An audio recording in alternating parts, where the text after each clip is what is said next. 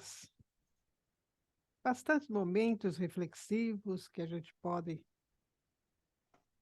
pensar durante a semana ou por um bom tempo.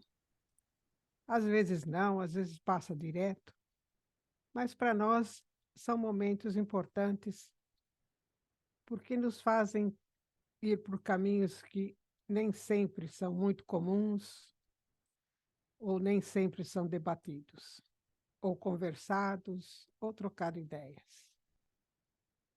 E nesses momentos que nós estamos sempre juntos aqui, reunidos todas as segundas-feiras, nós devemos e precisamos e queremos agradecer, acima de tudo, a Deus nosso Pai, a Jesus nosso Mestre, aos nossos mentores e todos aqueles espíritos amigos que nos acompanham nesta jornada todas as segundas-feiras. Que possamos estar sempre unidos no propósito de aprender, de conhecer, de conversar, de termos um debate sadio, harmonioso, para que possamos assim aprender e ir aumentando cada vez mais o nosso conhecimento da vida, da doutrina espírita e de nós mesmos. Agradecemos, portanto, aos nossos mentores e pedimos a eles que estejam conosco nesta nossa exposição. Que assim seja.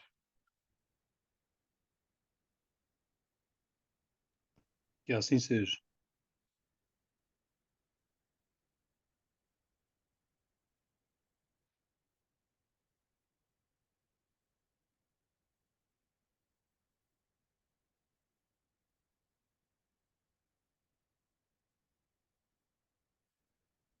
Todo mundo está vendo tela cheia?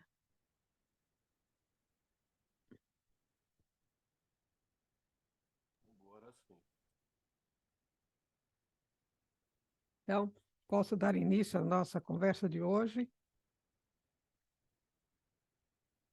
a respeito do direito à vida, né? O que se entende por direito à vida? Já falando aqui que tem várias posições de vários filósofos, tem as posições do direito, da religião, mas vai ser uma passada sobre tudo isso, dando uma noção de como as pessoas veem, percebem, enxergam esse direito à vida. Eu vou pegar, vocês vão ver aí mais para frente um pouco, um tópico desse direito à vida, embora hajam vários que a gente pode discutir em outras oportunidades.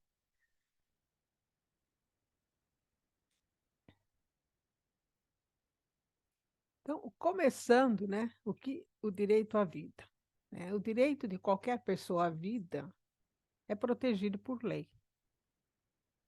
É protegido por lei, mas nós sabemos que nem sempre as leis dos homens se cumprem, né? A pena de morte é abolida, mas existem lugares que ainda a pena de morte está presente. Para nós espíritas e filósofos, ou que estudamos filosofias, aprendizes de filosofia, a pena de morte é ilógica, ela não faz sentido nenhum, ela não tem sentido, ela não acrescenta nada, né? E, segundo a lei dos homens, ninguém pode ser condenado a tal pena ou executado. No entanto, tem lugares no mundo que existe pena de morte ainda.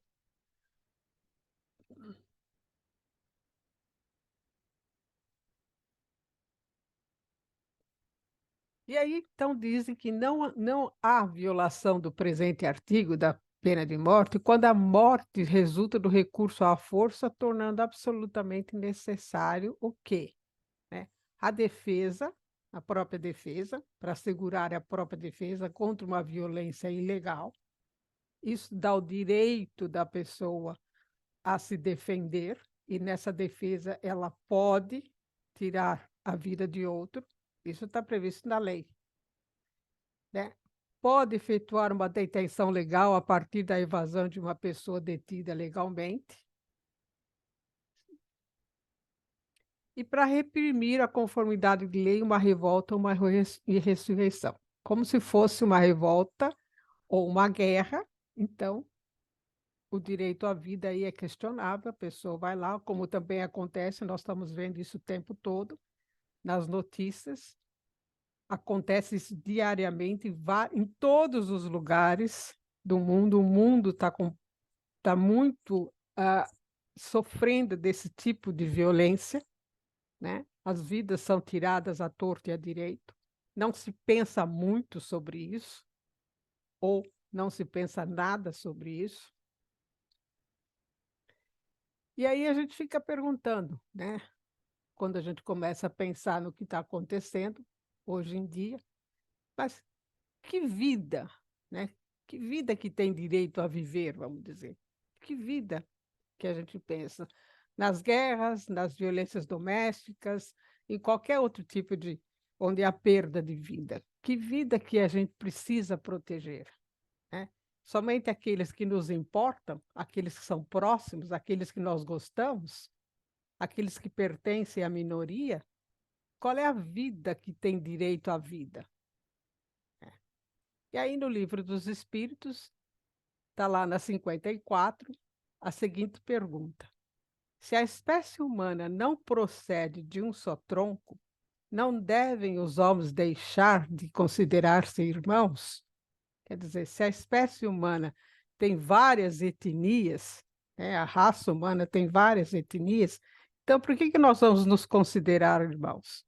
E aí a resposta é a seguinte: todos os homens são irmãos em Deus, porque são animados pelo mesmo Espírito e tendem para o mesmo alvo. Quereis sempre tomar as palavras ao pé da letra, né? Se somos irmãos em Deus, e como ele diz, animados pelo mesmo Espírito, isto é, somos criados por Deus e herdamos a sua essência.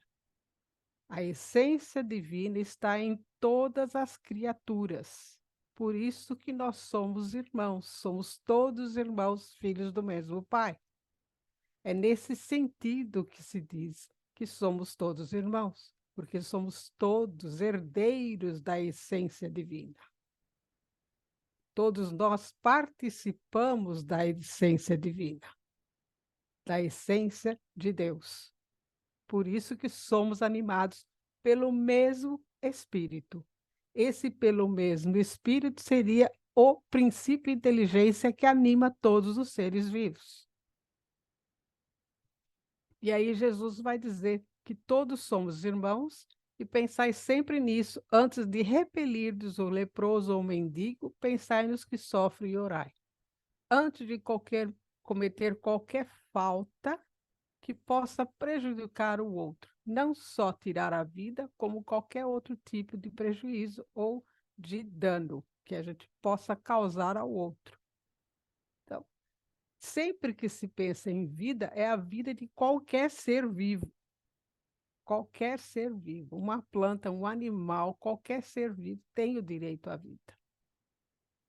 E aí nós vamos entrar no aspecto que eu falei que eu ia considerar somente um, porque foi esse aspecto que eu encontrei durante as férias, as coisas foram acontecendo nesse sentido, que é o aborto.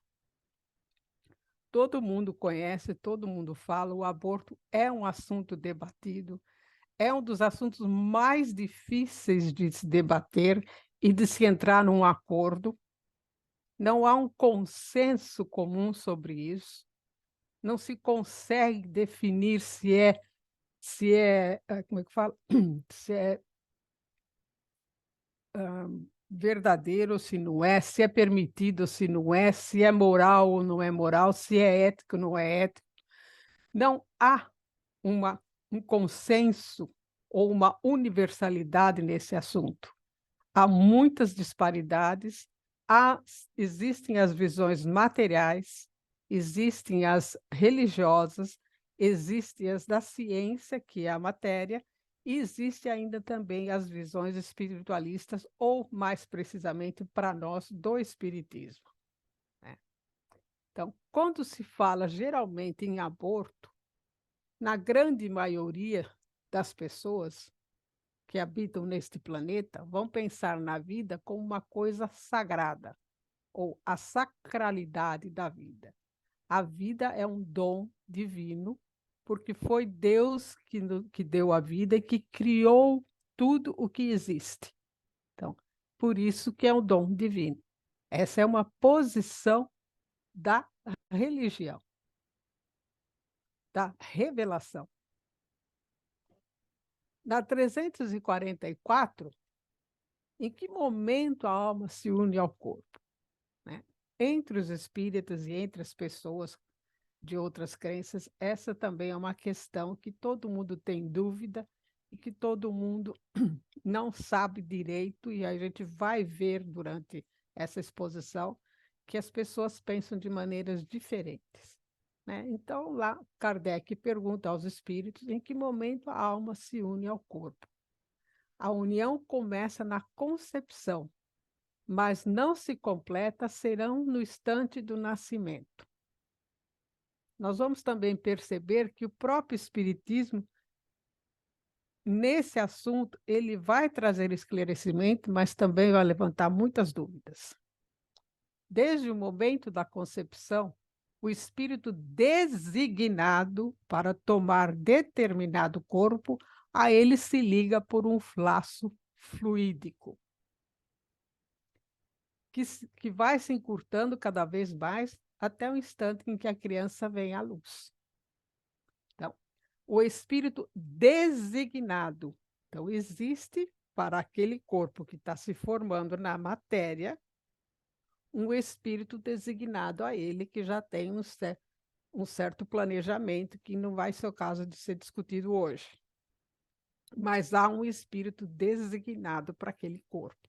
Então, esse espírito que está designado para aquele corpo se une ao corpo pelo quê? Pelo laço fluídico, certo? Então, ele está como que designado. Ele não está lá naquele momento, lá no feto, mas ele está designado a habitar aquele corpo.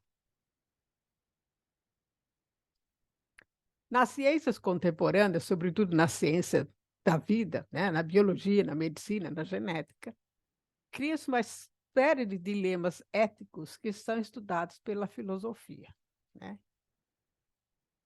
Existe a filosofia, a bioética, né, que é uma das ciências também estudada, que tem muita complicação, que tem muito senão, que tem muita discordância. O ramo da filosofia que estuda os problemas morais que surgem dessas ciências é a bioética.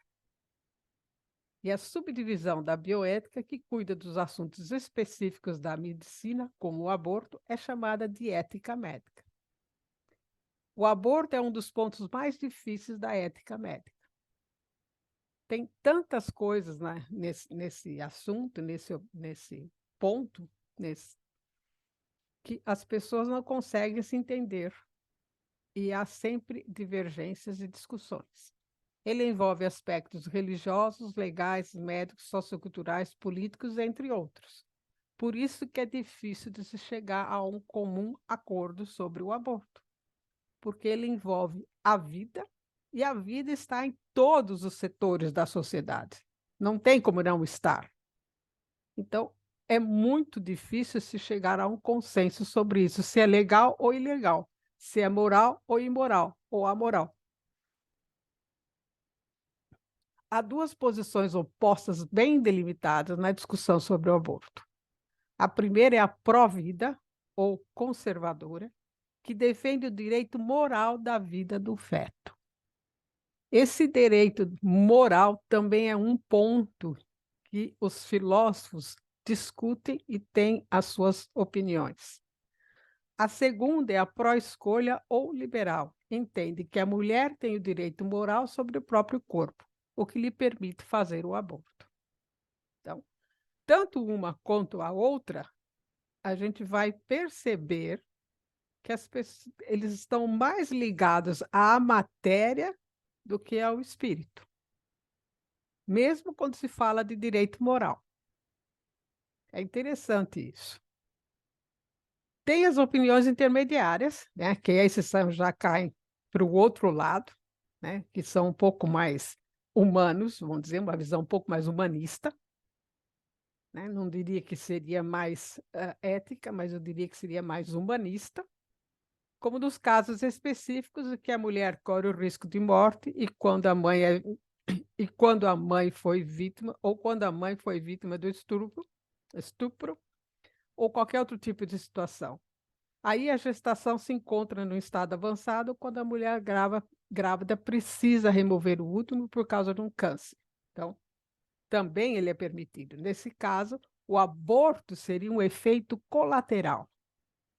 Por quê? Porque estamos tratando da vida da mulher que ficou grávida por um motivo ou outro, que não é de, de consenso, ou que tem uma situação, uma circunstância ou uma causa que foi forçada, imposta, e aí então o aborto, nesse caso, é um efeito colateral. É necessário salvar a vida da mãe ou a dignidade da pessoa, seja lá o que for. Então, pela lei, é possível fazer o aborto e ele é um efeito colateral, ele não é tratado como motivo daquela situação. Ele é apenas um efeito colateral.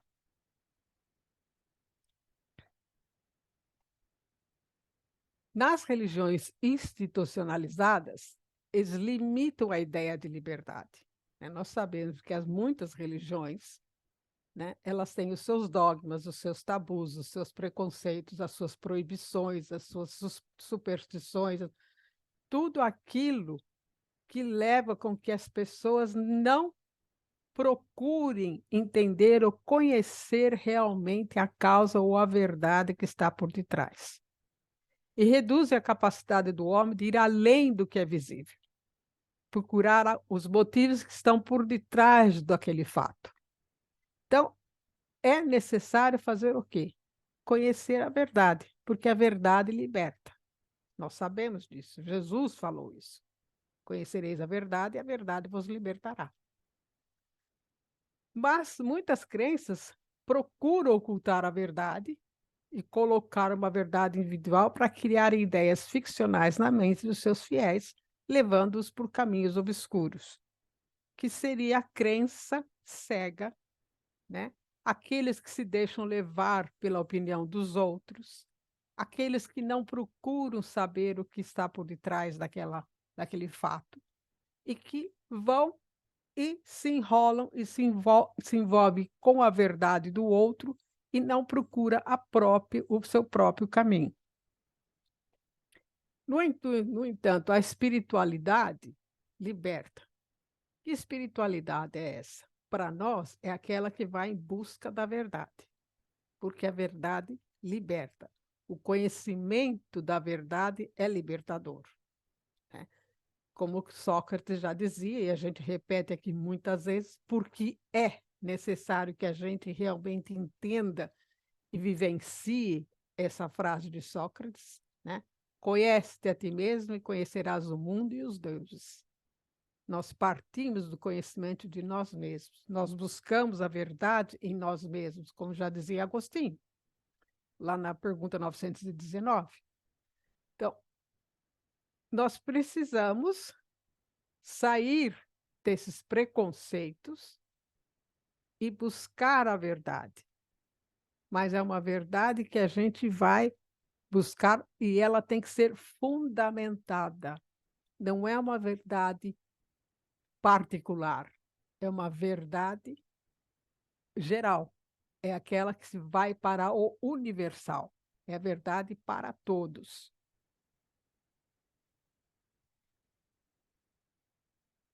Nós também devemos lembrar que no espiritismo atual, né, ainda se carrega muitos conceitos que não fazem parte da doutrina.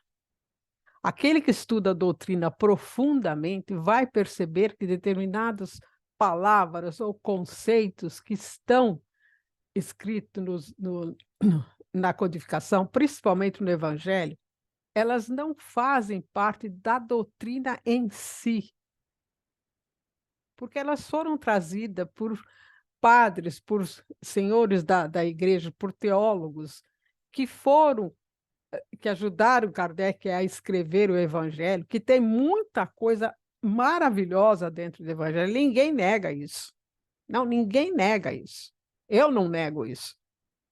Mas, no entanto, tem palavras lá como castigo, punição, etc. E ainda tem esse tipo de, de, de, de, de ênfase que dizer que não pode, não faça, não haja, não deve ser não. Isso acontece muito, eu já vi em vários centros espíritas que usam essas frases. Não faça, não deve, porque senão vai acontecer isso ou aquilo no seu futuro, na sua vida ou na próxima vida. No espiritismo não tem esse não faça, não tem senão. No espiritismo tem o quê? Tem o livre-arbítrio, que é uma questão muito importante e que, nesse caso da nossa reflexão de hoje, ela é de extrema importância, porque o livre-arbítrio é a liberdade moral do homem, cada um dentro do seu nível, da sua capacidade e do seu conhecimento. Todos nós estamos numa jornada, como dizia lá no início da reflexão, todos nós somos filhos do mesmo Pai, herdamos a sua essência e estamos caminhando para o mesmo fim, para o mesmo objetivo, que é a perfectibilidade. Mas cada um de nós tem sua compreensão, o seu entendimento sobre a verdade, sobre a moral. E como que eu vou escolher agir desta ou daquela forma? Então, a liberdade, o livre-arbítrio, faculdade de guiar-se conforme a sua vontade, na realização dos seus atos. Todos nós somos dotados de livre-arbítrio. Só que nós temos um livre-arbítrio que precisamos também pensar sobre ele. Porque ensinam-nos os espíritos que a alteração das faculdades mentais, uma pessoa que tem alteração, um problema mental, uma deficiência mental, uma lesão mental, ela é a única que não consegue ter o seu livre-arbítrio na sua plena faculdade ou função, porque ela está limitada já por uma coisa material, uma lesão material. Fora disso, é sempre senhor de fazer aquilo que ele escolhe fazer ou não fazer. Se não tem nenhuma limitação desse sentido, de uma lesão, de uma demência ou qualquer outra coisa desse tipo, o homem, ele tem o livre-arbítrio para escolher o que ele vai fazer, o que ele não vai fazer. Portanto, ele não pode dar desculpa de que foi o outro que causou isso, ou colocar a culpa no outro. O livre-arbítrio, tudo é questão de escolha, mas essa escolha precisa fundamentar-se no conhecimento da verdade e na responsabilidade. Na responsabilidade da escolha, porque toda escolha tem uma consequência. E eu vou sofrer essa consequência, seja ela boa ou ruim. Então, o livre-arbítrio também é para ser pensado. E ele é o fundamento das nossas ações. Tanto nas ações para conservar a vida, como para tirar a vida, que é o caso que nós estamos conversando hoje. Em 2018, né, a ministra Rosa Weber, ela colocou lá no Tribunal, no Supremo Tribunal Federal, a descriminalização da interrupção da voluntária da gravidez, do aborto, nas 12 primeiras semanas de gestação. Esse é um tópico também que é discutido muito, que não se chega a acordo nenhum, né? Mas um dos pontos que a ministra destacava é a falta de consenso sobre o momento do início da vida, quer dizer, quando é que a vida inicia, certo? E quanto que a ciência, ou a filosofia, ou a religião e a ética consideram isso. O ponto principal que a gente vai ver durante a reflexão um deles é justamente esse: quando é que há o início da vida? E que vida que é essa? Que tipo de vida que é essa? E essas duas ideias, elas implicam na decisão de se o aborto é legal ou ilegal, se é ético ou não ético. Porque discute-se quando é que é o início da vida. O aborto, como a gente sabe, tem implicâncias na lei, e essa implicância na lei, uma mulher que aborta, ela pode sofrer uma pena, uma detenção que varia de 1 a 4 anos, ou até 10, dependendo da situação do aborto, né? Os médicos ou os hospitais, ou seja, lá qualquer instituição que trate disso, são obrigados a relatar para a polícia se houve um aborto ou não, para que essa situação entre dentro da lei e seja aplicada a pena. Também é discutível se todos denunciam ou não. Aí vai depender. Tem aqueles também casos que durante a minha pesquisa eu vi que tem médicos que se recusam, por exemplo, a tratar uma pessoa que fez um aborto em casa e vai para o hospital porque está quase morrendo por uma razão ou outra, infecção, ou seja lá o que for, e eles não trata daquela pessoa porque não quer se envolver com a parte legal, ou então porque ele é totalmente tem o preconceito contra isso, então ele se recusa a cuidar daquela pessoa que pode estar morrendo. Então, temos todas situações completamente absurdas em torno desse assunto. Mas há essa possibilidade, essa questão na lei de que a mulher tem que ser denunciada e ela sofre pena. O problema também, outro colocado, é que é a mulher que sofre a pena. Só que na hora da, da gravidez a gente tem a mulher e tem o homem. Mas quem vai sofrer as consequências e as penas, a penalidade é sempre a mulher. E essas penas, né, elas se modificam, elas podem ser mais severas ou não, dependendo se vai ajudar a juntar uma situação junto com a outra. A única, ah, o único lugar que não tem a pena, que apenas não cabe, é quando o aborto é necessário, né? O aborto necessário é porque vai salvar a vida da mãe, ou porque foi o resultado de um estupro, ou porque foi qualquer outro tipo de violência que não está que causou uma gravidez. Então, nesse caso, as coisas não são tão severas.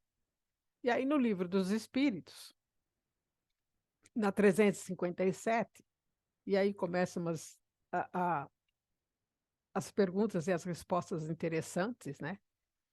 Que Kardec pergunta: quais são, para o espírito, as consequências do aborto? E aí a resposta é uma resistência nula. Ele recomeça, vai para uma outra reencarnação. Quer dizer, é uma resposta simples e objetiva, né? Para o espírito, é uma existência nula, ele vai ter que recomeçar outra vez. Então, nós temos que começar a perceber o conteúdo dessas perguntas. Porque geralmente nos centros espíritas fazem uma atmosfera tão absurda sobre tudo isso, e eu vou colocando desde já, eu não sou a favor do aborto, tá? Mas eu estou lendo a doutrina espírita e estou começando a entender, ou perceber, ou estudar as perguntas. Então, quando Kardec pergunta qual é a consequência para o espírito, e a resposta é uma existência nula, ele tem que recomeçar, é uma resposta simples e objetiva. Para o espírito, ele vai ter que começar de novo.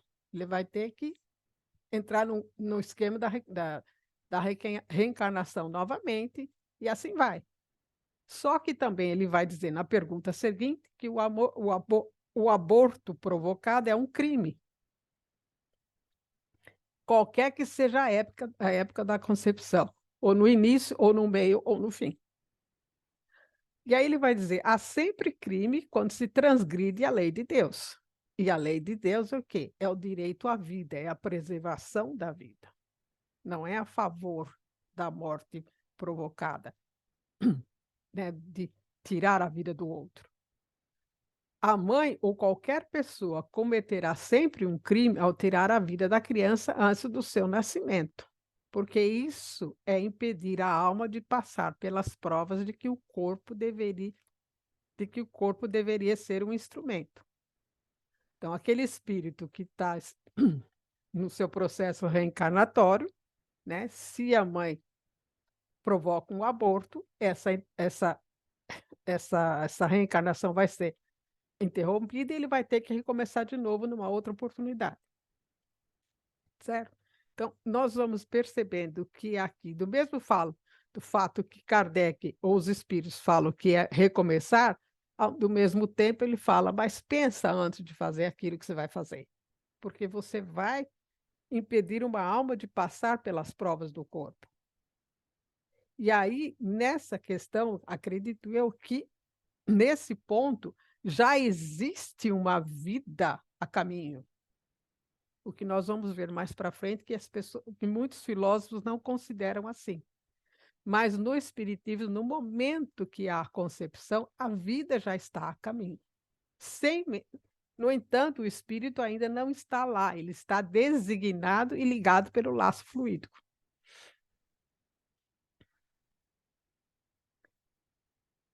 De novo, né, na 345, a união entre o espírito e o corpo é definitiva desde o momento da concepção. Durante esse período, ou primeiro período, o espírito poderia renunciar a tomar o corpo que lhe foi designado? A resposta também é simples.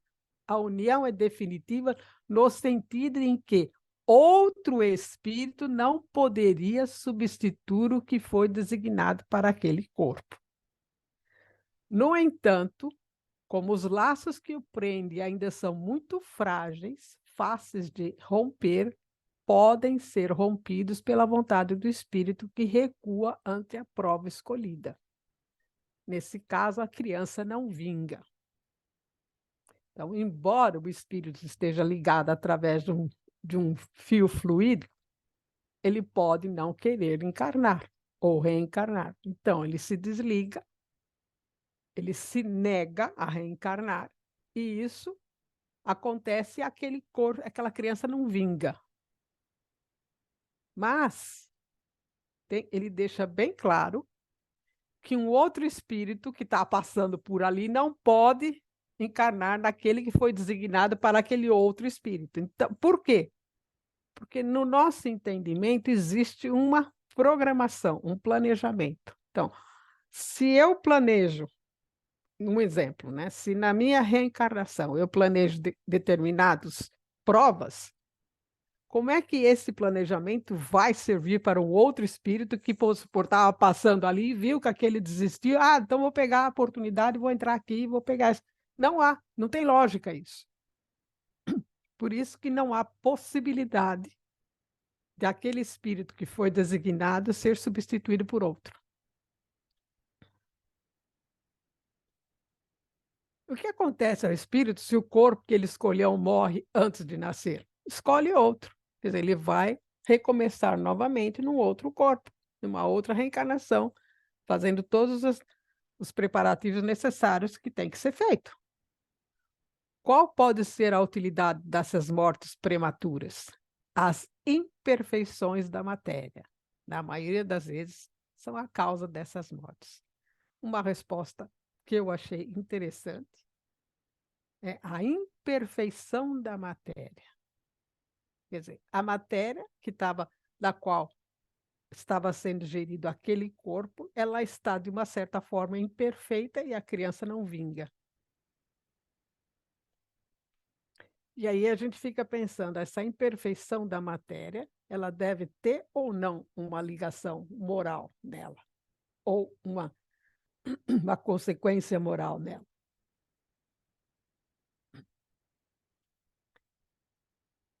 E aí, uma outra opinião sobre o aborto, da presidente da OAB, a Patrícia Vanzolini, que vai dizer: a lei proíbe o aborto, a lei que proíbe o aborto tem se mostrado pouco eficaz. A gente sabe que os abortos clandestinos são feitos. Nós sabemos disso, acontece o tempo todo, e são clandestinos justamente porque teria que se comunicar à lei que os abortos foram feitos e como são proibidos, então a clandestinidade opera. Se a sociedade se importa com a vida intrauterina, a discussão deveria ser sobre qual a melhor forma de defender essa vida, prestando assistência pré-natal, até mesmo como educação sexual, para evitar uma gravidez indesejada. Nós sabemos que o nosso sistema de educação é muito ruim, que existe muita gente que não tem o menor conhecimento, muito analfabeto, que mal sabe ler, que mal sabe escrever e que mal sabe contar. E que não tem nenhum acesso a nenhum conhecimento a esse respeito, que não tem nenhum acesso ao que poderia ser feito para evitar uma gravidez indesejada. É hipocrisia que só se pense no castigo da mulher, como eu disse antes. Além disso, só há castigo para a mulher. A pena de quem comete o aborto é para a mulher. O pai não está presente. Na maioria das vezes ele está longe, principalmente se não são casados ou se é uma situação completamente diferente, sei lá, seja lá qual for. A mulher sempre acaba arcando com tudo e não há proteção da vida assim. Porque a mulher é que carrega a gestação, é ela que vai cuidar do filho, é ela que vai assumir o filho. Se ela não tiver como criar a criança, como dará uma vida adequada e educação? Então, o que a lei aqui coloca é que temos que olhar as circunstâncias. Não é só olhar ela cometeu um aborto e pronto. Não, qual é a circunstância que está acontecendo o fato? O que precisa ser feito para que esse fato não aconteça mais ou vá diminuindo cada vez mais? O que precisa ser feito na lei ou na sociedade? Ou como encarar tudo isso? Por isso que é um assunto complicado. E aí surgem vários argumentos a respeito da ética do aborto, né? Então, direito moral à vida do embrião. Direito moral, essa é a parte-chave. O primeiro argumento diz respeito ao direito moral à vida do embrião ou feto. Ele afirma que, o argumento, né? Se os fetos têm direito moral à vida, então o aborto é errado, pois a proteção à vida é um valor superior à escolha da mulher. Então, a proteção à vida é um valor superior ao livre-arbítrio da mulher. A vida vale mais, então tem que se proteger o direito à vida. O problema com esse argumento é saber o que é exatamente uma pessoa, no sentido moral do termo, e se o feto ou o embrião se encaixa nessa definição. É exatamente saber o que é uma pessoa, certo? E se o feto é uma pessoa. Se o embrião é uma pessoa, ele tem direito à vida. Caso contrário, ele é destituído desse direito.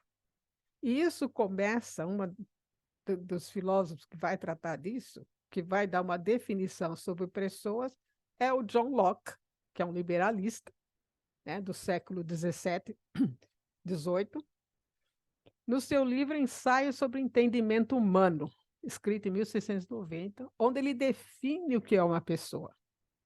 Então, uma pessoa é um ser que possui razão e capacidade de reflexão e pode considerar a si próprio como uma coisa que pensa em diferentes momentos e lugares, que o faz apenas por essa consciência que é inseparável do pensamento e que me parece essencial a ele, sendo impossível para qualquer um perceber sem perceber que percebe. Então, essa é a definição de pessoa, segundo Locke. Né? É claro que um embrião, um feto, não se encaixa aí. Concorda? Porque ele não se percebe. Ele não tem consciência de si. Porque eles estão tratando do quê? Da parte material da coisa. Não esquece o espiritual. Ninguém está falando em espírito, em alma aqui. O pessoal está olhando a parte material daquilo que eu vejo, que eu percebo. Então, as pessoas em coma, para eles, não são pessoas. Os fetos e os recém-nascidos também não têm. Não são porque não têm consciência de si. Então, isso para o John Locke e para outros filósofos da modernidade, da contemporaneidade, eles não são pessoas. Como fala esse filósofo americano, né, ainda vivo, que no ano de 2003 escreveu o seu livro A Defesa ao Aborto, David Bunin. O feto não tem direito moral à vida porque ele não tem consciência de si, que é o mesmo raciocínio do John Locke. Ele não é uma pessoa, então ele não tem direito à vida. O mesmo caminho faz Michael Tooley, filósofo também americano, ainda vivo, que escreveu o livro Aborto e Infanticídio. Analisando o direito à vida, o feto não satisfaz a condição necessária para a posse desse direito, a consciência de si. Se ele não tem a consciência de si, ele ainda não é uma pessoa. Se ele ainda não é pessoa, ele não tem direito à vida. Ele não tem uma vida que valha, que tenha importância, que possa ser considerada. A mesma coisa, essa outra filósofa também americana, já falecida, o feto não tem direito à vida porque está fora da comunidade moral, porque não é pessoa.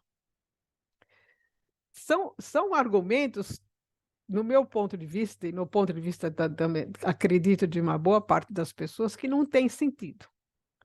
Se são as pessoas que inventam os direitos morais, se são as pessoas que inventam os direitos morais e os respeitam, os que não são pessoas não podem interferir no direito de outra pessoa.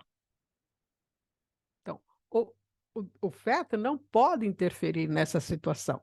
Ele não tem direito nenhum aí. E aí ela faz uma declaração.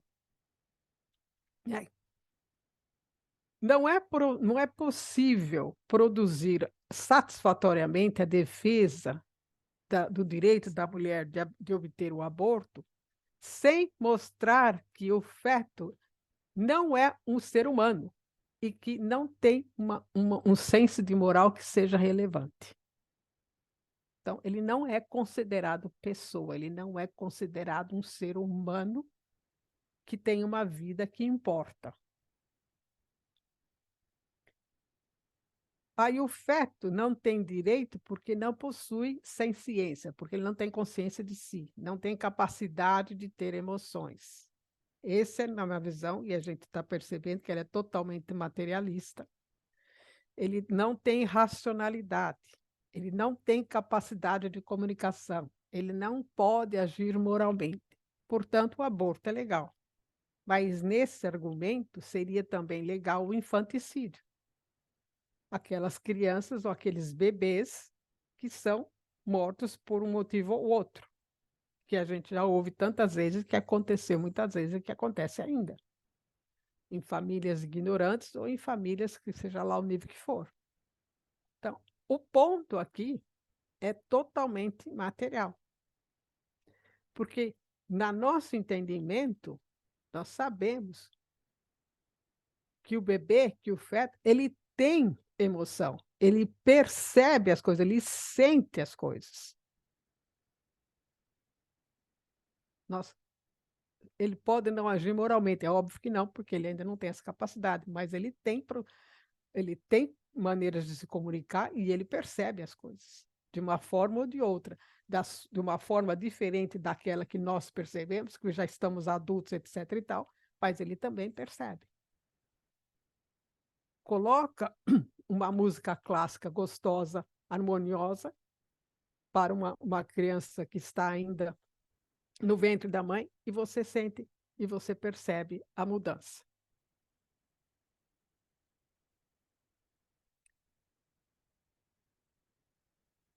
Aí nós vamos ter já um outro lado, outras opiniões, que é do John Noonan, que ele vai dizer a forma mais comum de justificar a imoralidade do aborto é afirmar que qualquer ser humano tem direito à vida. O feto é um ser humano. Ele vai do lado contrário, né? O conceito de ser humano é ambíguo, porque você tem o psicológico e o biológico. Se basearmos no primeiro, a premissa é falsa. Se usarmos a segunda, ele faz parte da espécie do Homo sapiens. Então, potencialmente psicológico não é suficiente para ter direito moral à vida. Potencialmente psicológico. O ser biológico, por ser biológico, porque deveria se pensar que um ser que pertence à espécie Homo sapiens tem direito à vida, pois não se pode colocar conceitos morais baseados na espécie. Então, de qualquer forma, ele não tem direito à vida, porque você não pode colocar um conceito moral ou uma espécie de moralidade ou de saber moral no Homo sapiens, ou no gênero, ou na espécie. Eu não posso colocar, se nós vamos falar de espécie, eu não posso colocar moralidade no animal, ou num ser, ou numa criança, porque ela ainda não tem consciência de si. Então, ela não tem direito à vida. Donald Marques, antes de tudo, é preciso perguntar por que é errado matar? Se é proibido matar pessoas inocentes, então é proibido matar os fetos, porque eles têm a propriedade da inocência. Têm a propriedade da inocência. Todos nós temos a propriedade da inocência. O feto mais ainda. Matar alguém é privá-lo de um futuro valioso, tal como o nosso. Um feto tem essa propriedade ou possibilidade, então deve-se dar a ele direito à vida. E aí, falando em potência, nós vamos lá em Aristóteles, que trata desse tipo de coisa também, porque nós sabemos que dos pontos principais do Aristóteles é potência e ato, né? Para Aristóteles, existe um ser em ato e um ser em potência. A potência é a capacidade de realizar algo, enquanto o ato é a realização concreta dessa potencialidade. O feto é a potência de um ser que vai nascer daqui 9 meses e que, nesse nascimento, ele se realiza. E aí ele se torna potência de novo, porque ele vai crescer, vai passar pela infância, juventude, etc., etc., e vai morrer. Então, ele é um ser em potência e ato o tempo todo. Se ele é um ser em potência e ato o tempo todo, ele está em condições de ter a sua vida protegida. E aí, na Ética Nicômaco, Aristóteles vai dizer, pois a alma, aliás, não na Ética Nicômaco, no De Anima, pois a alma está em todos os seres, a alma está em todos os seres, mas de maneira diferenciada. Esses elementos diferenciadores podem ser compreendidos num grau de primordialidade ou complexidade, né? Do mais simples ao mais complexo. Na sequência assim estabelecida, a faculdade nutritiva, a faculdade sensitiva, a faculdade desiderativa, a faculdade motora e a faculdade discursiva. Há o quê? Há uma potência que vai se tornando o ato, que fica potência e que vai se tornando o ato, e assim é o movimento da vida. E assim é o quê? Aquele movimento interno do ser. Desde o momento, isso é o entendimento do Aristóteles, o ser, todos os seres têm aquela alma, e essa alma o impulsiona ao seu progresso, à sua potenciato o tempo todo.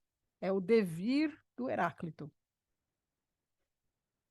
Só que no Heráclito está tratando da matéria, e aqui o Aristóteles vai colocar a alma e a matéria juntos, e a alma é que impulsiona a matéria. O outro argumento, o argumento 2, que é trazido por essa psicóloga, filósofa americana também, e é interessante que ela vai fazer uma analogia, né? O segundo argumento postula que a mulher possui o direito sobre o próprio corpo e, portanto, pode-se decidir pela interrupção de uma gravidez indesejada ou de risco. O aborto, dessa maneira, seria um exercício inviolável dos direitos da mulher. Defensores desse argumento acreditam que, em geral, o feto ou o embrião ainda não é um indivíduo com capacidades desenvolvidas. Ela vai voltar lá no 1600 do John Locke, a ideia é a mesma. Ele não é uma pessoa, porque não tem as suas capacidades desenvolvidas. Logo, não haveria conflito de interesses entre os direitos da mulher e o feto. Lembrando que eles estão sempre deixando de lado a parte espiritual, a parte da alma. Estão tratando sempre da parte da matéria. Nesse sentido, deveria prevalecer a vontade da mulher.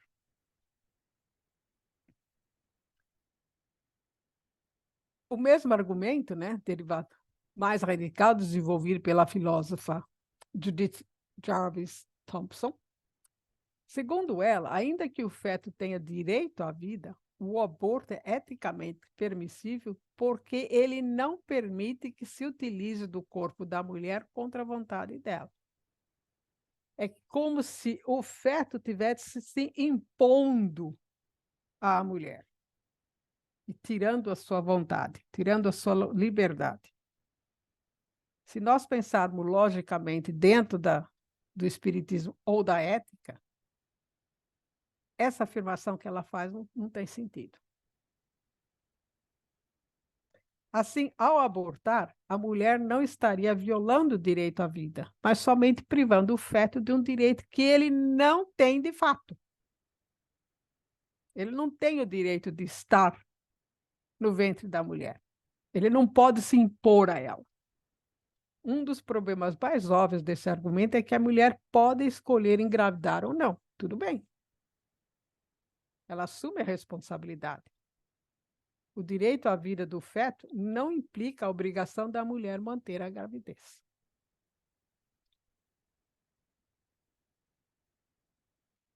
E aí ela vai colocar a sua analogia.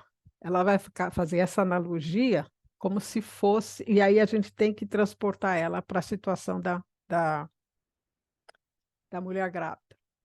Então ela vai dizer: você acorda de manhã e se encontra numa cama, veja o desenho abaixo aí, com um violinista inconsciente. São duas camas separadas, uma está o violinista inconsciente e outra cama está você.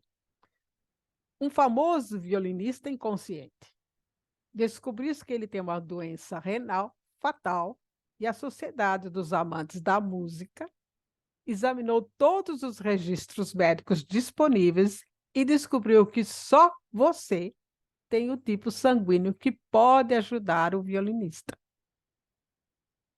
O violinista, se não for ajudado, ele morre. E ele é um violinista famoso e importante. Então, ele tem valor para a Sociedade dos Amantes da Música. Portanto, essa sociedade sequestra você. E ontem à noite, o sistema circulatório do violinista foi conectado ao seu sistema circulatório para que os seus rins possam ser usados para extrair o veneno do sangue dele e também do seu.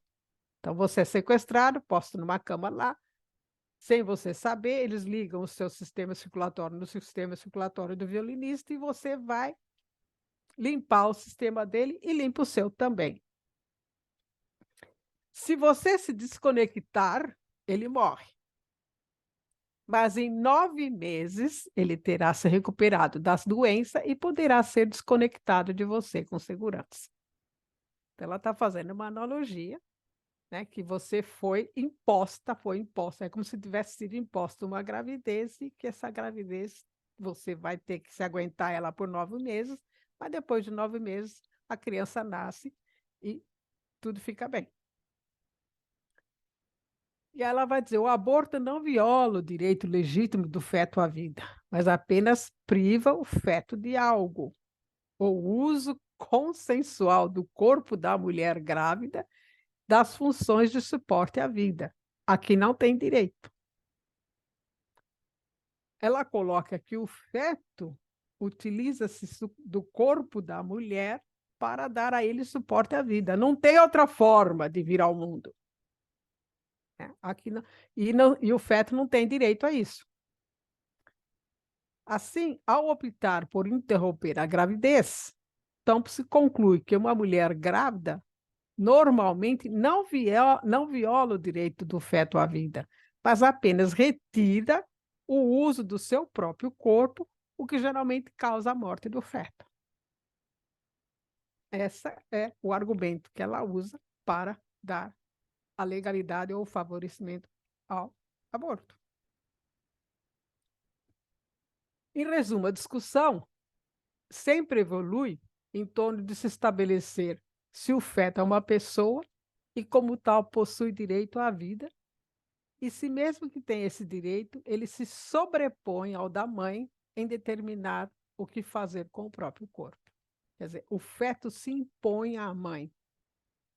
É como se ele impusesse, como se ele tivesse se imposto, por escolha própria, a depender, a usar aquele corpo para a sua própria vida.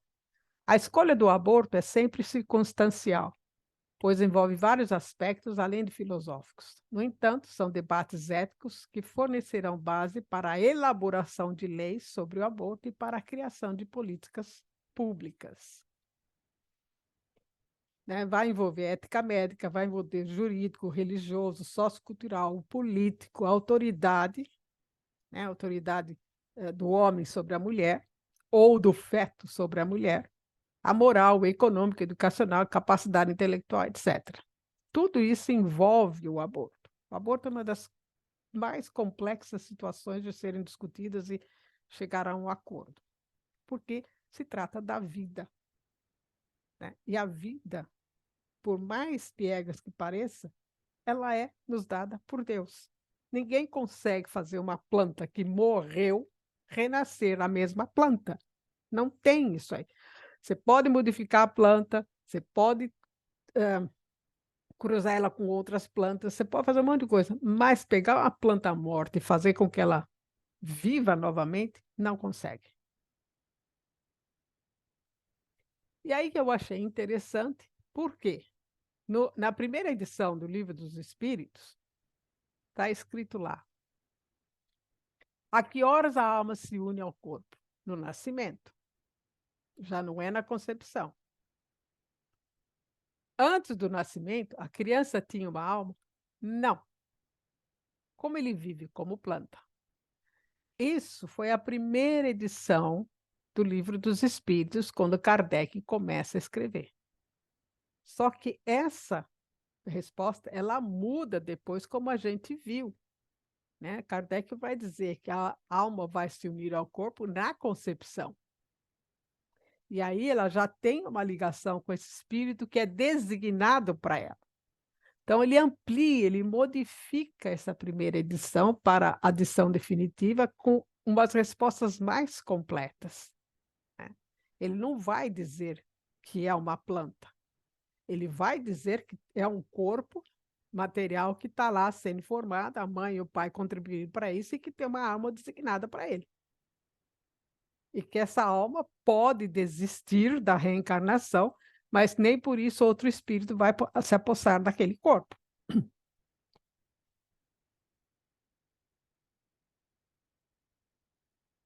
Por que essa mudança tão radical, da primeira edição à edição definitiva? O que fez com que Kardec mudasse? Maior pesquisa sobre isso? Outras respostas que os espíritos deram para ele? O espírito reencarnante interfere no seu próprio corpo físico durante a gestação? Todas essas perguntas devem ter contribuído para que Kardec mudasse as respostas, que, como eu falei, a de 345 que o espírito designado àquele corpo é aquele espírito, não pode ser outro. E todas essas questões que vieram depois foram colocadas na edição definitiva que Kardec trouxe e que a gente tem até hoje. E nós também não sabemos a complexidade que envolve cada reencarnação. Nós não sabemos nem da nossa própria e nem da dos outros. Então, tudo isso tem que ser considerado, tem que ser posto no papel, tem que ser posto na mesa e ser discutido. Não pode pensar só num ponto de vista ou só num lado da moeda. A moeda tem dois lados. Nós temos que olhar para todos eles. Né? Estamos quase terminando já. Esse livro, Direito à Vida e ao Próprio Corpo, de Antônio Chaves, ele vai tratar de toda a parte jurídica e social em relação ao aborto. É um livro interessante. E é no ponto de vista espírita também. E ele ainda vai fazer que nos romances espíritas que a gente lê por aí, ou lemos, ou ainda lemos, ou líamos, antes de nos aprofundarmos mais na doutrina espírita, eles estabelecem de antemão o que aguarda ao abortador na próxima existência. Quando a gente está no centro espírita, e se não tem um estudo profundo sobre isso, quando se fala sobre aborto, que é um assunto que nem todo mundo fala e nem todo mundo gosta de conversar sobre, a ideia que se dá no centro espírita é muito, eu diria, pessimista. Né? Por quê? Porque vai dizer que aquele que abortou, ou aquela mãe que abortou, ela já prescreve o início de uma relação de ódio entre ela e o feto abortado, que na próxima reencarnação ela pode nascer mãe, o outro nascer filho, ou ela nascer filho, o outro nascer mãe, e vai ter uma, uma relação complicada entre os dois, e aí vai por aí afora e coloca um monte de coisas que é da cabeça das pessoas, porque Kardec nunca falou isso. Não está lá na doutrina, muito pelo contrário, o que ele vai falar? Ele vai falar que o espírito que não conseguiu, ele começa outra, ele vai recomeçar de novo, ele vai reencarnar outra vez numa outra situação para poder continuar progredindo, né? Então, se você traz toda essa ideia de punição daquele que abortou ou daquela que abortou, onde é que está a ideia de consolador prometido? Que é o Espiritismo. O Espiritismo consola os aflitos. O Espiritismo traz o conforto. Ele não pode vir com essa ideia pessimista. Não é que ele é a favor do aborto, mas ele não pode trazer o desespero, a agonia. Ele tem que consolar, ele tem que trazer a verdade, ele tem que fazer com que a pessoa entenda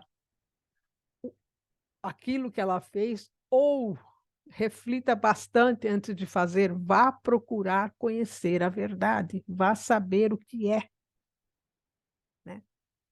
E aí, onde é que está escrita a lei de Deus? Na consciência. Então, vá em busca dela na sua consciência, no estudo, para entender, para saber a consequência do ato.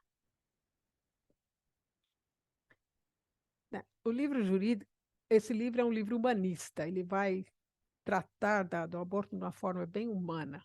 Ele não vai defender o aborto, mas também vai colocar uma visão acurada do problema da saúde pública, que é outra coisa, situação que também deve se pensar. Né?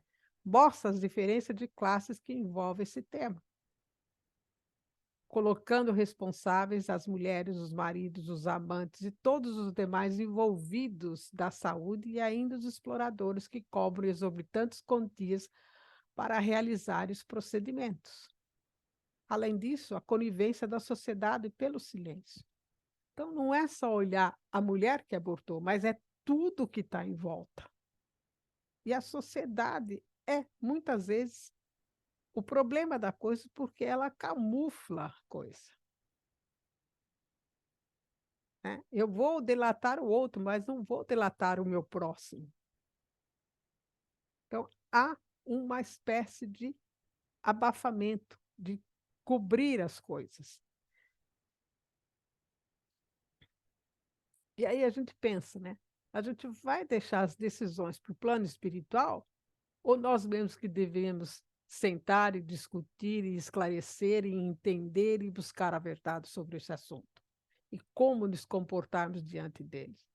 E como entendermos isso? O que é a vida e qual é o direito à vida? E aí, na 763, se tivéssemos vivido naqueles tempos, acharias tudo natural e talvez tivesse feito o mesmo.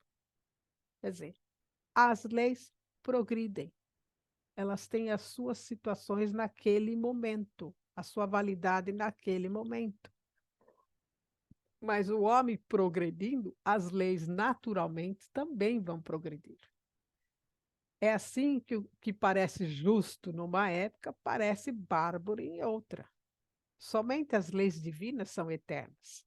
As leis humanas modificam-se com o progresso e se modificarão ainda até que sejam colocadas em harmonia com as leis divinas, que é o progresso humano, que a gente está sempre falando. Quanto mais o homem conhece a verdade, compreende as coisas, sabe de onde veio, o que ele está fazendo aqui e para onde ele vai naturalmente modificando as leis e se aproximando mais das leis divinas. Definição perfeita da concepção espírita da moral. Os princípios verdadeiros de moral são de natureza eterna e os costumes dos povos se modificam através da evolução, em direção àqueles princípios. Tudo isso que se discute hoje em relação à vida, nós vamos modificando e entendendo e aprimorando cada vez mais para nos aproximarmos das leis eternas. A sociologia materialista, tratando apenas dos costumes, criou o falso conceito de relatividade da moral, já em declínio, entretanto, no pensamento moderno. O homem intui cada vez de maneira mais clara as leis divinas da moral, na proporção em que progride. Os seus costumes se depuram e a sua moral se harmoniza com as leis superiores. E assim eu termino a minha exposição.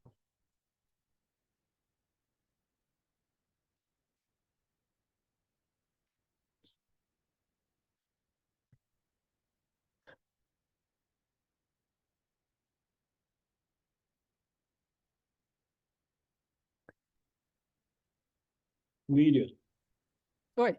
pesquisa realmente ampla e complexa. Realmente você trabalhou nesse tema.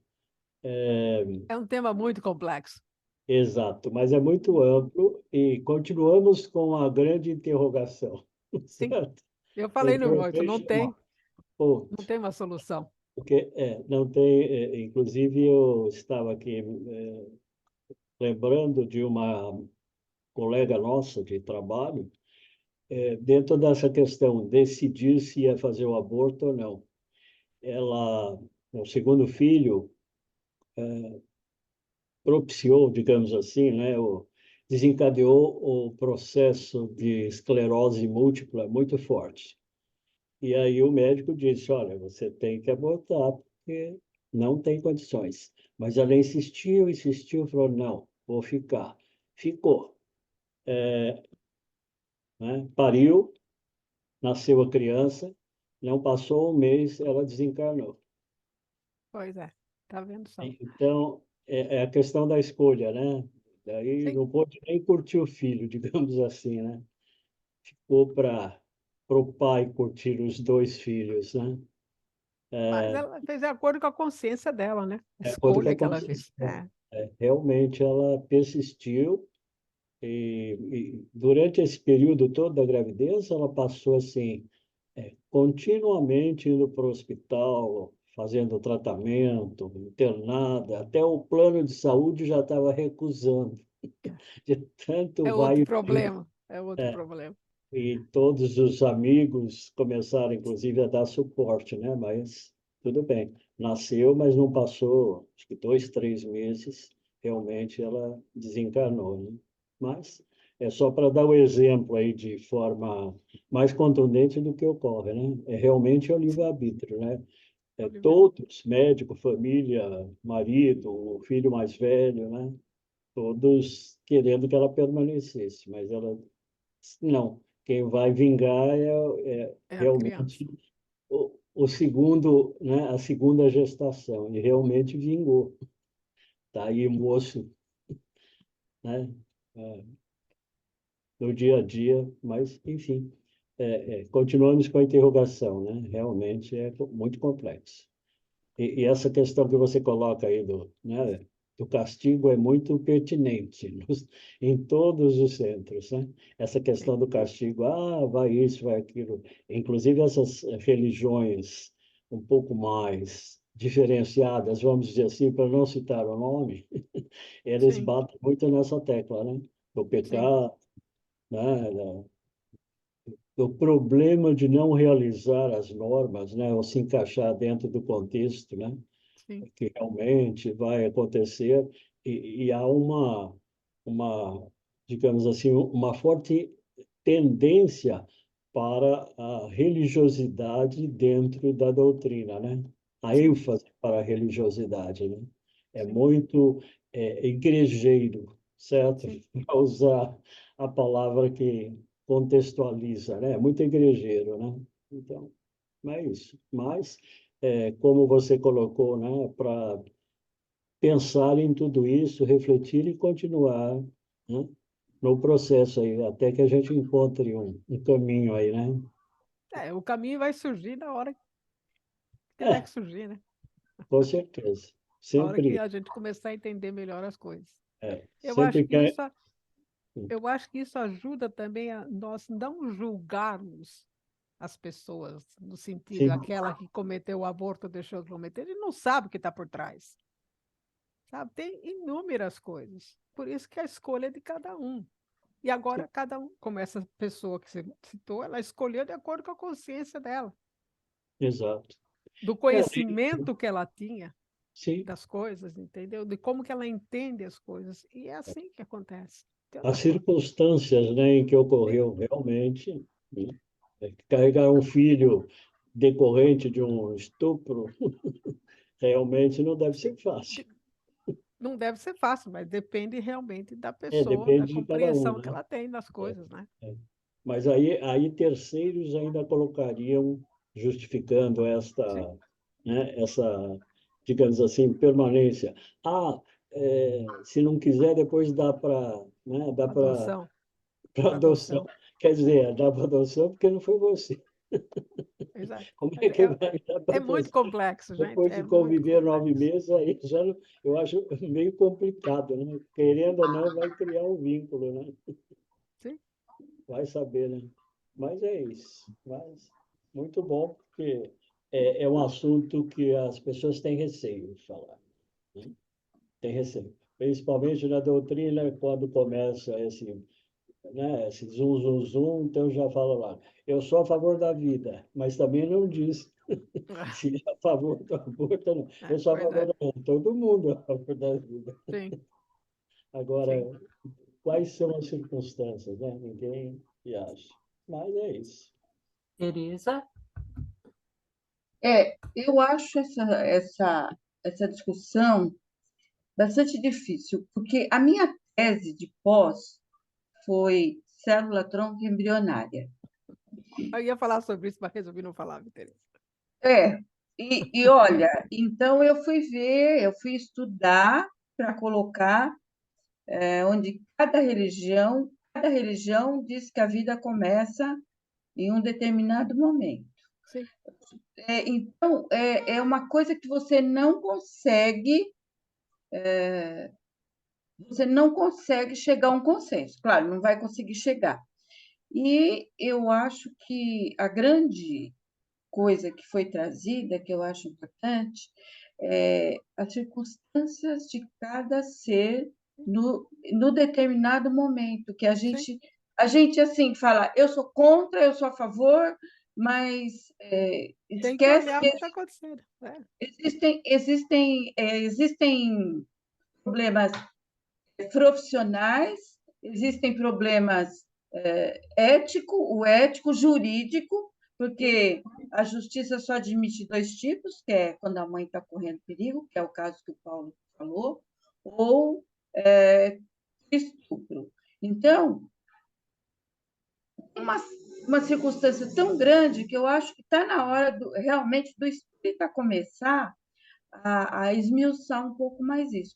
Então, eu acho que queria te parabenizar, porque eu não traria isso. Eu não traria, porque eu acho que eu não consegui chegar com uma conclusão juridicamente. Agora, Não tem conclusão jurídica, não tem conclusão em setor não nenhum. tem. Não tem. De qualquer lado que você olhe, você não chega, não chega no ponto final. Então, é difícil. É muito difícil. Eu, até hoje, eu acho que a minha tese não está pronta, embora faz 20 anos que eu fiz, mas toda hora mudando, né? Então, é isso. Parabéns. Penso eu que o Espiritismo é um guia no sentido que ele traz o livre-arbítrio e traz o conhecimento e a consequência e a responsabilidade. Né?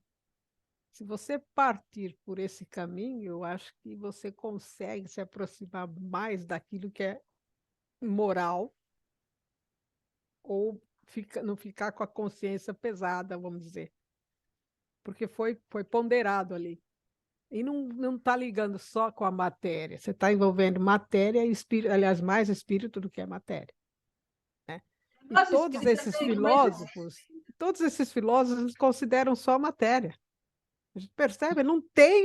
Cadê a alma? Cadê o espírito? Cadê aquilo que anima o corpo, como diz Aristóteles?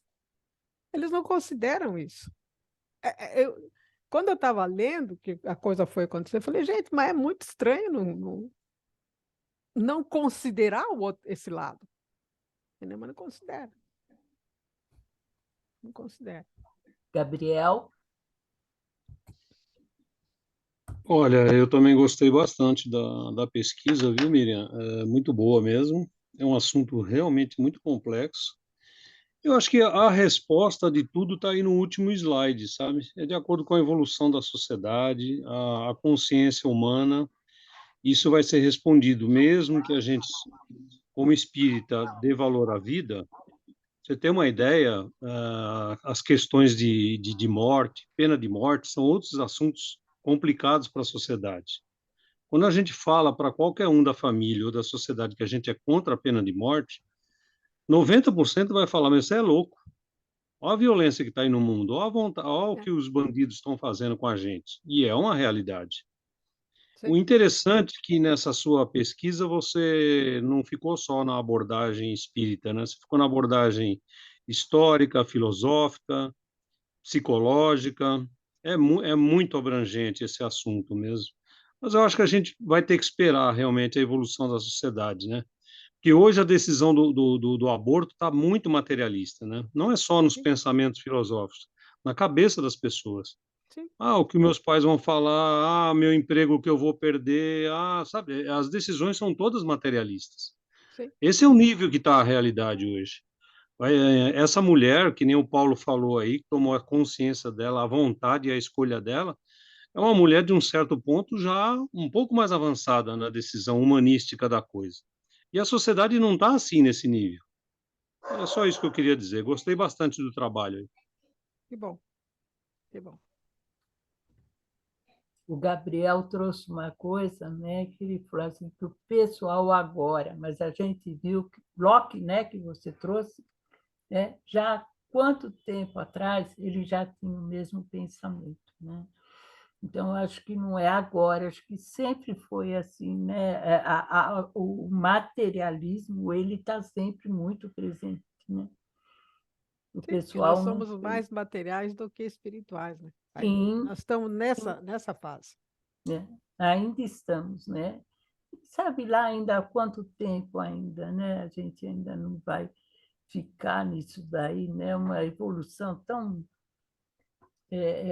acho que é tão lenta, né? E tão difícil da gente perceber isso. né? Mas a gente vai Você vê, tentando. você veja uma moça, né, por exemplo, que foi estuprada na violência e para a mãe, para o pai, para a sociedade, para o médico, decide ter o filho. Isso tem no mundo também. Essa mulher é considerada como louca, né? Mas Sim, tem as decisões materialistas de fazer o aborto sem sentido e respeito humano à vida, e tem aquelas que têm, né, sentido humano, há uma decisão de proteger a vida, né? Uma mulher dessa hoje no mundo materialista é louca, né? Mas tem esse tipo de mulher também, né? Ah, gostei muito quando você abordou que a questão do aborto é só de responsabilidade da mulher, né? Isso é uma verdade também, é uma verdade que está no planeta inteiro, né? sim. É a É mulher que isso, leva a culpa, ela que vai é, sofrer a pena, ela que vai para cadeia. é O isso homem não daí. acontece nada com o homem. Isso tem Tem que mudar. uma feminista, Miriam, eu, eu esqueci o nome dela, mas ela trouxe que isso foi há muitos anos atrás, na época final já no final da Idade Média, né, onde começou a burguesia a se levantar mesmo, né, os burgos. Então, isso foi tido como uma obrigação da mulher, né, de ter filhos para a Sim, produtividade, que eles estavam precisando de trabalhadores. E a mulher, ela perdeu o direito ao corpo dela, né? Então, desde esse tempo, aí a própria igreja, né, e tudo se uniram para que isso desse certo. Não sei, né? Eu li o livro já faz alguns anos, então tem isso tudo vem de uma. muito tempo, né? É. A mulher Então, serve, isso vem se é, arrastando, né? E vem se culpar a arrastando. mulher. Se a mulher É, fizesse isso, era presa ou morta, né? Na época, né? Como bruxa. Aí vem todas aquelas loucuras todas, né? sim, Vocês lembram daquele caso de uma juíza aí, evangélica, Uhum. Da que menina disse de 9 anos, né? a menina de 9 anos? Olha que Isso. coisa complexa isso, É, entendeu? A família, se fosse uma família evoluída, decidiria junto com ela, até juridicamente, não, vamos ter o filho, né? Mas não é essa a realidade que a gente vive, né? Mas é complicado isso. sim, extremamente complicado. E é é. por isso que eu falo, por isso que Mas eu foi muito bom, Miriam. Foi você tem todos os fantástico, eu níveis, diria. né? De compreensão, de socioeconômico, cultural, que a gente tem que considerar também, né? É um tema complicado, mas precisa ser pensado, eu acho. Precisa ser pensado, Ô, principalmente para a gente Miriam, não jogar as pessoas. você chegou a ver alguma coisa da pílula do dia seguinte? É muito Não, usado? não, Não é usado? Ou você nem... não, nem passei por aí. Ah, Nem passei por aí. Nem passei. Eu fiquei desse lado da ética mesmo. Entendeu? Porque eu fiquei abismada quando eu comecei a ler esses filósofos. Falei, gente, mas será que ninguém pensa do lado espiritual? Tem uma, né? Nem, enfim, desde a antiguidade que Sidney, nós estamos nessa, né? Sidney, Quando começou o assunto, eu comecei a lembrar de algumas coisas. Existe a possibilidade hoje clínica de gestação num corpo masculino. É, e aí, não sei se vocês sabem, mas eles estão produzindo células, bife a partir de células, né, em laboratório para bife, carne. Eu passei uma vez, mas não li, também não li. Então, é, segundo aí eu acho, né, ou pelo menos são informações, existe já a possibilidade da gestação in vitro, né, em laboratórios. Então, quer dizer, esse é um assunto ainda como você colocou, né, ainda pouco incipiente, que a gente vem tratando como religião, como... E é sempre no... A gente está, quando se fala em legalização, esse tipo de coisa, é sempre do outro, né? A gente está tentando punir o outro, né? Sim, Aí, moralmente, qual é o direito que eu tenho de julgar o outro, né? sim. Então, quer dizer, tem ainda alguns viés aí a serem analisados para a gente ter uma racionalidade um pouco mais aberta, né? É porque se trata da vida, né? Então, E mas a precisa definir o que é, vida, né? então, não, se trata da vida, não é nem questão de definir a vida. E como eu falei, a vida, ninguém consegue pegar uma planta morta e fazer ela reviver. Você modifica a planta, você põe cor, põe tamanho, tira tamanho. Mesma coisa com os animais.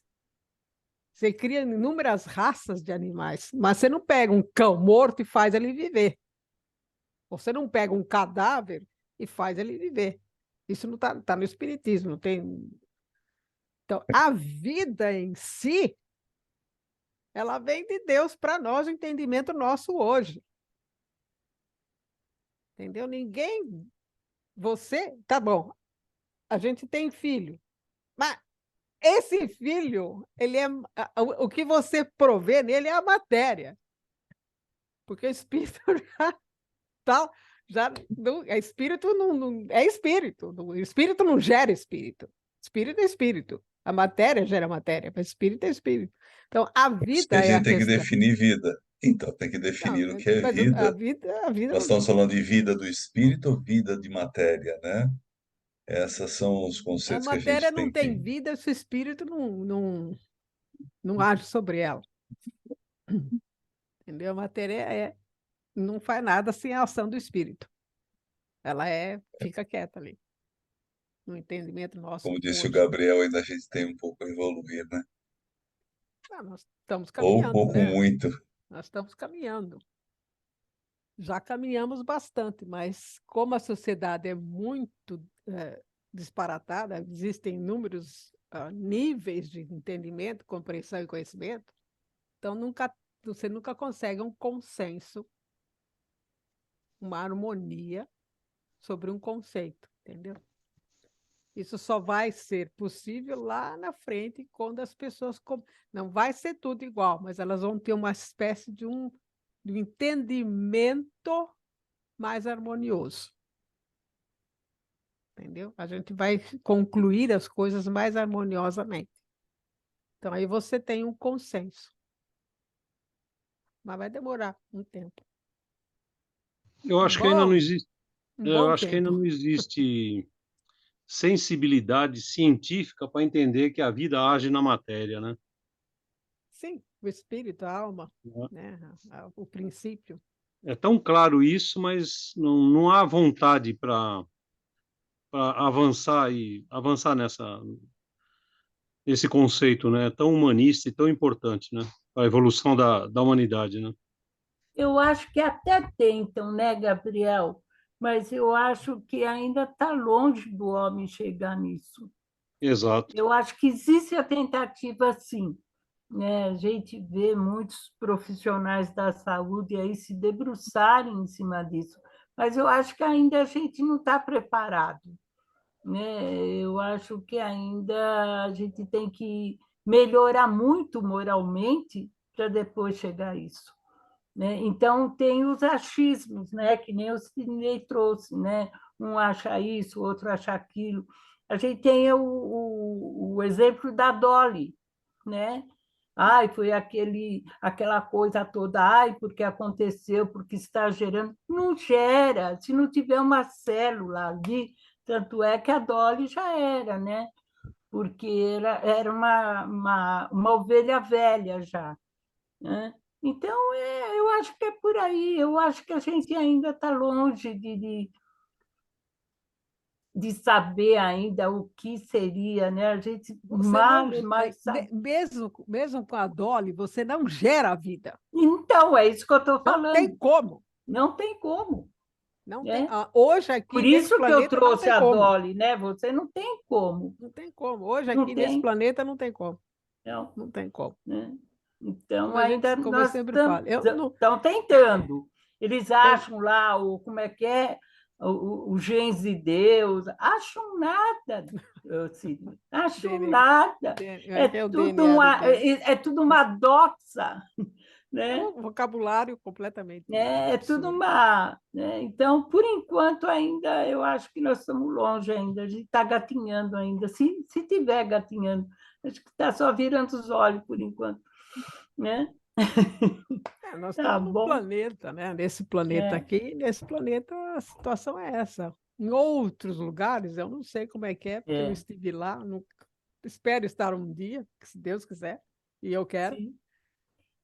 Mas hoje, nesse planeta, a vida, ninguém consegue fazer.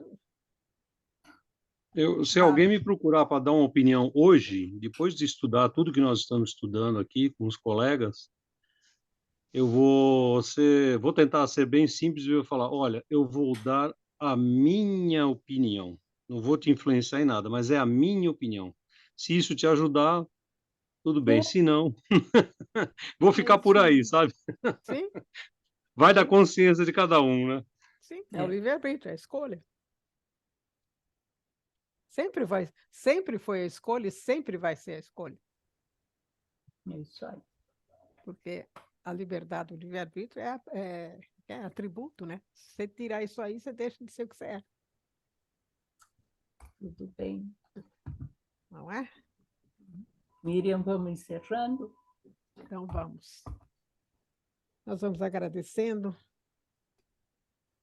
a toda a espiritualidade maior do NEF que nos acompanha nestas nossas reflexões, que nos dão a sustentação necessária para as nossas pesquisas, sempre nos inspirando para o caminho melhor para o nosso momento. Agradecemos, acima de tudo, a Deus, nosso Pai, e a Jesus, nosso Mestre, e que possam estarmos sempre junto a eles, nos dirigindo a eles com o maior afinco, com maior esforço e maior dedicação. Que assim seja, graças a Deus. Boa Miriam, semana a você fica todos. Obrigada, Miriam. Boa noite. Gente, Boa noite, Obrigada, crianças. boa noite. Boa noite, Tchau. obrigada. Até Boa segunda-feira. noite, Obrigado. boa Tchau, Tchau. tchau. Obrigada, Obrigado, Miriam. boa semana. Beijão. Boa noite a todos. Um beijo para todos. para você Para também. você também. Beijo para todos. Tchau, Kátia. Tchau, Tchau, Yara. Obrigada, até mais. Miriam. Até a aula. Kátia, precisa entrar no curso, Kátia. Eu preciso mesmo. Precisa entrar no curso, tá bom? Mas eu